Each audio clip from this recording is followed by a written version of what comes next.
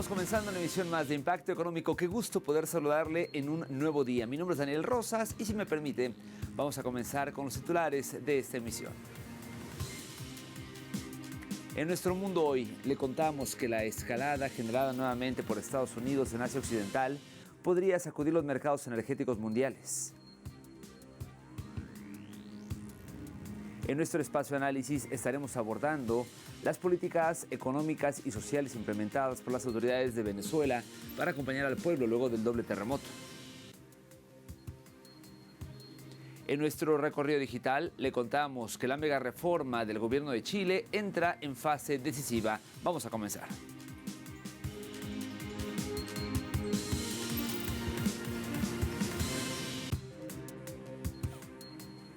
Comenzamos platicándole que la escalada generada nuevamente por Estados Unidos en Asia Occidental podría sacudir los mercados energéticos mundiales. Irán ha advertido este miércoles que no descarta cerrar otras rutas marítimas claves para la exportación de gas y petróleo. El cuerpo de guardianes de la Revolución Islámica fue contundente al afirmar que la exportación de petróleo y gas es para todos o no es para nadie. Esta declaración pone los objetivos en el estrecho de Bab, en el Mandeb, una ruta energética que conecta el Mar Rojo con el Golfo de Adén y utilizan todas las monarquías del Golfo para poder sortear el control de Hormuz. Irán cuenta con un aliado clave para hacerlo, los hutíes de Yemen, que ya confirmaron que están listos para sumarse a la cruzada. La advertencia llega después de que Estados Unidos anunciara el bloqueo de los puertos iraníes y asesinara a cerca de 30 civiles en la última ofensiva. Esta medida podría elevar el precio del crudo hasta los $200 por barril, de acuerdo con algunos expertos. En Tailandia, la tasa de natalidad registró el mínimo histórico de nacimientos debido a los altos costos de la vida. Aquí los detalles.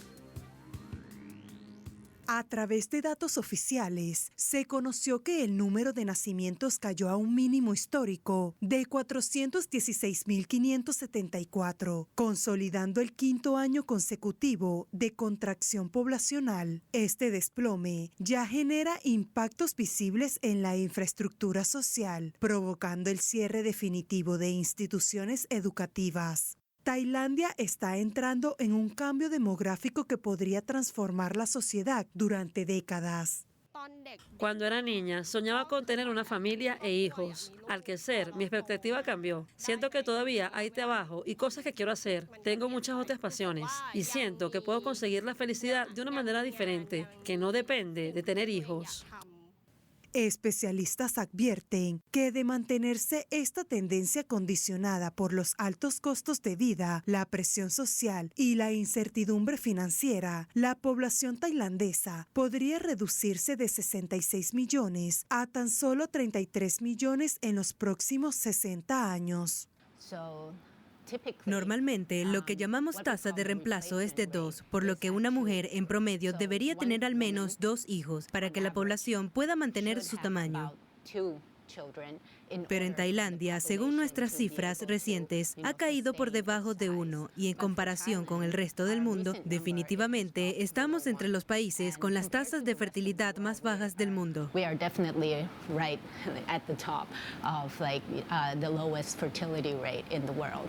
Las consecuencias de este cambio estructural proyectan un panorama crítico para el país, caracterizado por una severa escasez de fuerza laboral, un debilitamiento del aparato productivo y una carga insostenible para los sistemas de bienestar social y salud pública.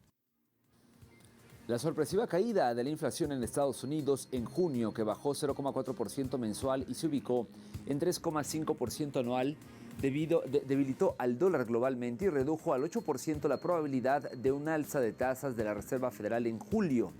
Beneficiado por esto, el peso mexicano se apreció un 0,52% para cerrar en 17,43 unidades por dólar. Aunque persisten riesgos geopolíticos en el estrecho de Hormuz, el presidente de la Reserva, Kevin Warsh, confió en que la inflación seguirá bajando. En los mercados, el Nasdaq subió un 0,9%, mientras que el Standard & Poor's 500 y el Dow Jones avanzaron 0,38 y 0,02%, impulsados por Nvidia, que subió 4,06%, y el sector financiero. Asimismo, en México la bolsa avanzó un 0,82% hasta las 66.514,3 unidades. Finalmente, los precios del petróleo se moderaron luego de que Donald Trump descartara un arancel del 20% en el estrecho de Hormuz. El Brent cerró en $84,73 y el West Texas Intermediate en $79,34.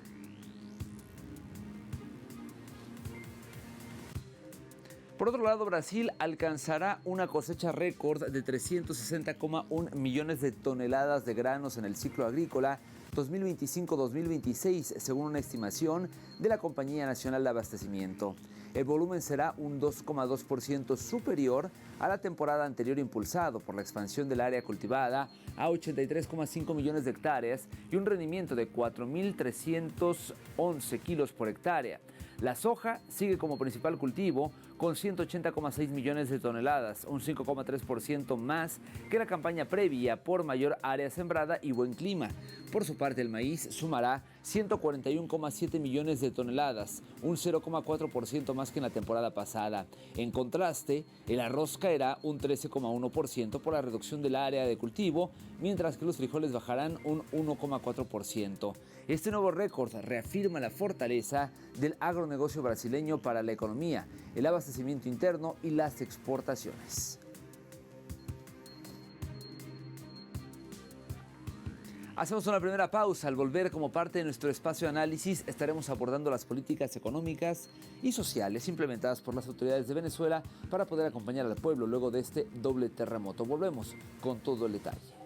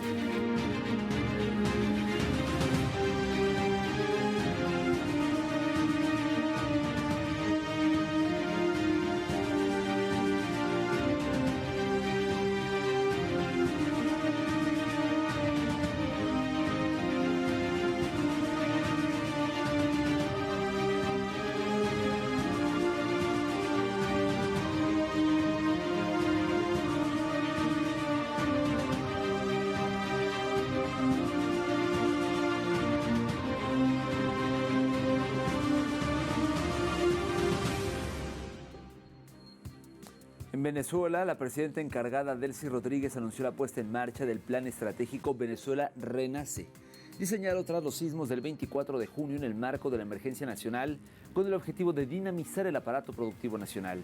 Este proyecto está centrado en la reactivación comercial y productiva del estado La Guaira. Para alcanzar este objetivo, la mandataria convocó a las cámaras inmobiliarias y de la construcción a maximizar las capacidades industriales del país, al tiempo que ratificó que los motores agroindustrial y farmacéuticos se encuentran plenamente operativos para asegurar el abastecimiento de alimentos y medicinas en todo el territorio nacional. La jefa de Estado confirmó el restablecimiento formal de las relaciones con diversos organismos financieros multilaterales, los cuales activarán mecanismos de apoyo económico para la edificación de soluciones habitacionales seguras destinadas a las familias damnificadas. De la misma forma, resaltó que los indicadores económicos se mantienen sólidos, registrando un crecimiento superior al 9% en el segundo trimestre, lo que representa un aumento del 10% en comparación con el mismo periodo del año anterior.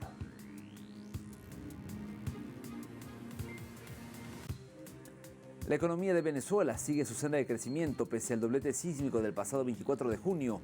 Revisemos los números. En Venezuela, la economía nacional mantiene la senda del crecimiento y las principales fuentes de ingresos del país continúan estables, a pesar del impacto fuerte causado por los sismos del 24 de junio. La mandataria encargada, Delcy Rodríguez, destacó que aunque los terremotos de magnitudes 7,2 y 7,5 en la escala de Richter provocaron graves daños estructurales e históricos, la afectación se ha concentrado de manera local y no ha logrado desestabilizar la macroeconomía del país. El sector energético, por su parte, no se vio afectado y la producción petrolera ya alcanzó el 1.203.000 barriles por día, lo que asegura la continuidad de los planes de expansión del sector de hidrocarburos proyectados para el año 2026. Asimismo, la actividad tributaria sigue registrando números positivos y el consumo real reportó un crecimiento del 33% durante el mes de junio, lo que demuestra un dinamismo comercial que no se había visto interrumpido por las recientes emergencias naturales. Y este crecimiento económico es esfuerzo propio de la nación caribeña que alcanzó 21 trimestres consecutivos en su PIB, que han servido para hacer frente a la tragedia, pues en este momento el gobierno venezolano hace un enorme esfuerzo para atender a las víctimas y realizar trabajos de reconstrucción. Bajo este contexto, recordemos, existe otra realidad, y es que sobre la nación caribeña pesan más de 1.000 medidas coercitivas, medidas que la propia mandataria ha insistido en que sean levantadas. Funcionarios y analistas políticos también se han unido a este clamor de levantamiento de las mal llamadas sanciones impuestas al país desde hace más de una década y que han congelado una parte o una gran parte de los activos de la nación caribeña en el extranjero. Venezuela no ha podido durante 12 años comerciar libremente su petróleo, le han sido confiscados sus activos en el extranjero, cuentas millonarias, más de 30.000 millones de dólares fueron confiscados y ahí aún hay 22.000 millones de dólares confiscados en el sistema financiero internacional, pero también produjo por la vía del llamado sobrecumplimiento, las sanciones invisibles, que muchas empresas dejaron de traer insumos a Venezuela. Es pertinente que el gobierno de los Estados Unidos y esta administración analice sobre la base de la catástrofe del 24 de junio en Venezuela un levantamiento total de las sanciones para que la recuperación sea mucho más acelerada y para que La Guaira tenga acceso a capital privado de todas partes del mundo sin necesidad de ningún impedimento. Vemos ahora lo que está haciendo el gobierno de Venezuela para ayudar a las familias afectadas por el doblete sísmico. Aquí los detalles.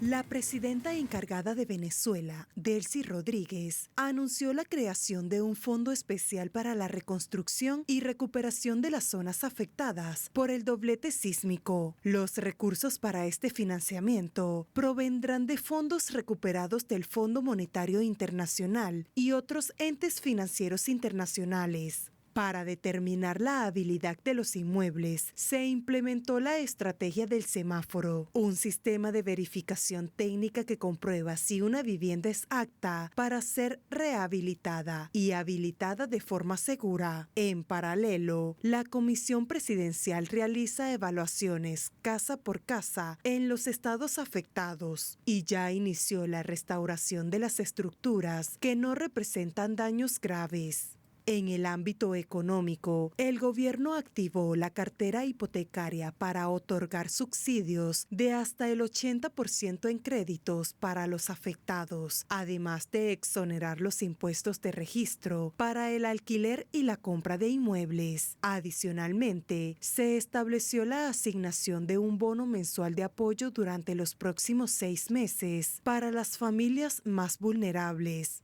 Finalmente, con el objetivo de garantizar el abastecimiento nacional y evitar la escasez de insumos durante la reconstrucción, se decretó la prohibición temporal de exportar materiales de construcción. Esta medida prioriza el mercado interno para asegurar que el país cuente con todos los recursos necesarios para levantar las viviendas y la infraestructura dañada. Tras 21 días del doblete sísmico que enluta a la nación caribeña, el gobierno nacional entregará las primeras 200 viviendas a personas afectadas por los sismos la semana próxima. Aquí la historia.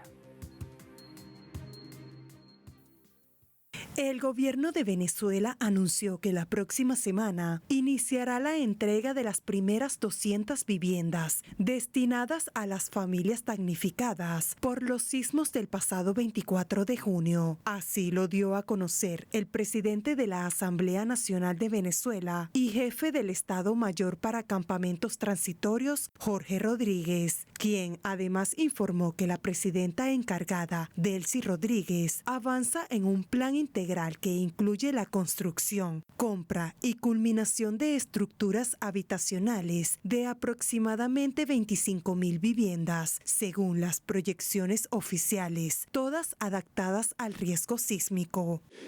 Hay una búsqueda acelerada de espacios para construir lo que la presidenta ha denominado ciudades antisísmicas y viviendas antisísmicas, sobre todo ciudades y viviendas que no sean depósitos de gente, sino que sean ciudades y viviendas con urbanismo, con escuelas, con canchas, con centros comerciales, con actividad, para que las personas puedan sentirse a gusto en ese espacio.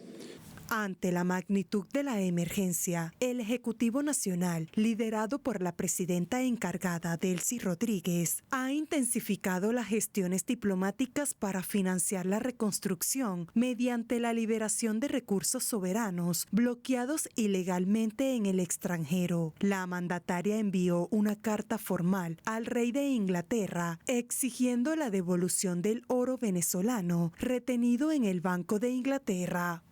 Y he decidido enviar una carta, entre otros, al rey de Inglaterra para que liberen el oro que está retenido en el Banco de Inglaterra.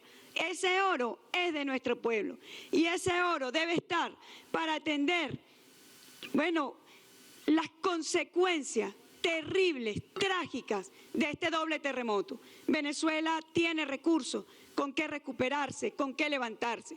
En este mismo sentido, el Estado venezolano mantiene el reclamo ante el FMI por $5.000 millones en derechos especiales de giro retenidos por el organismo. La presidenta encargada de Venezuela, Delcy Rodríguez, recibió 88 contenedores de ayuda humanitaria enviados por países de la Comunidad del Caribe, la CARICOM, para apoyar la atención a las comunidades afectadas por los sismos registrados el pasado 24 de junio. La mandataria, por supuesto, agradeció la solidaridad de las naciones caribeñas y destacó el respaldo de Barbados, Bahamas, Trinidad y Tobago, Belice, Haití, Dominica y otros países de la región, cuyos aportes incluyen alimentos, medicamentos, equipos médicos y maquinaria para las labores de recuperación.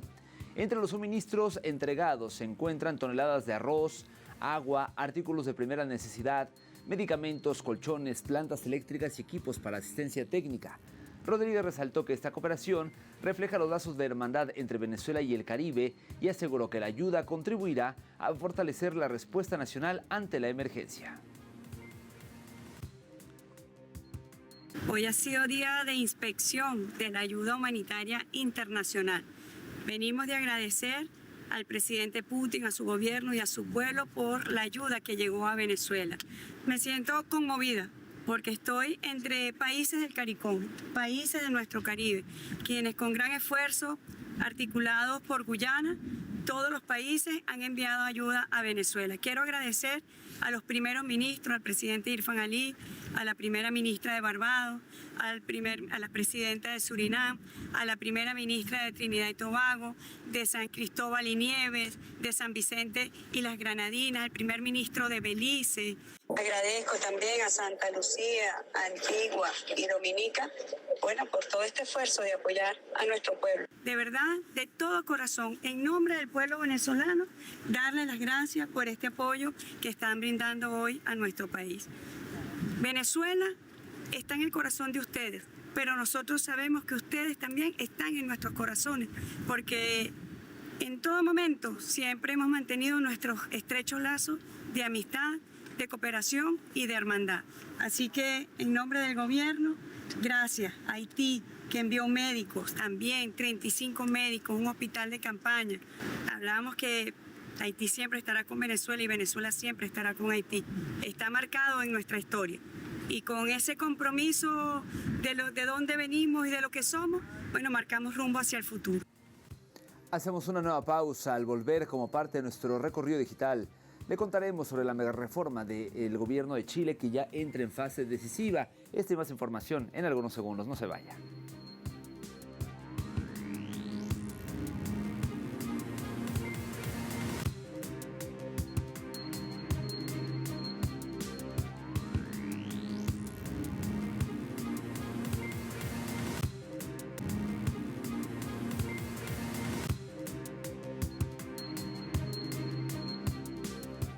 Estamos de vuelta en Impacto Económico. Gracias por continuar con nosotros. Vamos a iniciar nuestro recorrido digital y lo hacemos con Prensa Latina, portal que nos ofrece el siguiente titular. Mega reforma del gobierno de Chile entra en fase decisiva. El Senado de Chile discutirá y someterá a votación hoy, artículo por artículo, la polémica Ley de Reconstrucción Nacional, también conocida como mega reforma, que contiene el programa económico del gobierno del presidente José Antonio Kast. La iniciativa genera controversia porque contiene medidas de claro corte neoliberal, entre ellas el adelgazamiento del Estado y el debilitamiento de la protección del medio ambiente, y deja en manos del sector empresarial temas como, por ejemplo, los salarios y el empleo. Entre los puntos con mayor desacuerdo figuran una reforma tributaria disfrazada, al rebajar el impuesto corporativo del 27 al 23% para los grandes consorcios, con el pretexto de estimular las inversiones nacionales y extranjeras. Los partidos políticos de oposición advirtieron que, en caso de resultar aprobada la mega reforma en su estado actual, acudirán al Tribunal Constitucional para impedir la aplicación de todos los cambios propuestos. Pasamos a C5N, que destacó a la Argentina con el siguiente titular. Crece el empleo informal y la precarización alcanzó el 44,2% de los trabajadores. Un informe del Centro de Estudios sobre Trabajo y Desarrollo afirmó que el mercado laboral argentino atraviesa una transformación marcada por el avance del empleo precario.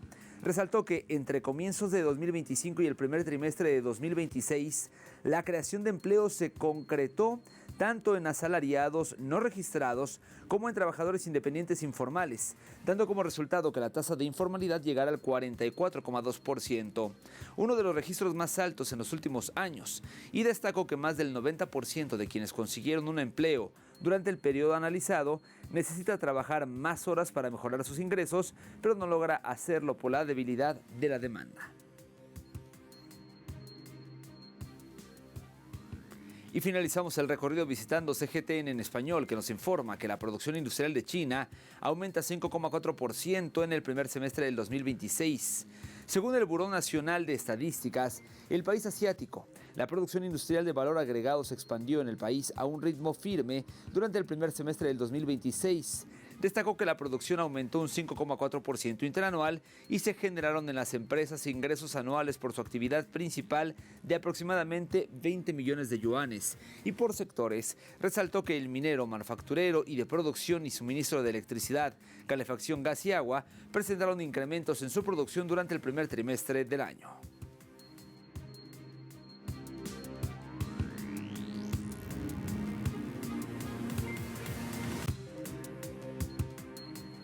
Ahora revisamos los indicadores al inicio de la presente jornada, los indicadores petroleros. El West Texas Intermediate, el WTI de referencia en Norteamérica, marcó un precio de $79.80 y esto representa un incremento de 46 centavos de dólar. En el caso del barril del Brent de referencia en Europa, su precio se ubicó en $85.26, un alza de 53 centavos de dólar. Finalmente, le comento que el crudo promediado por la OPEP marcó un precio de $86.16.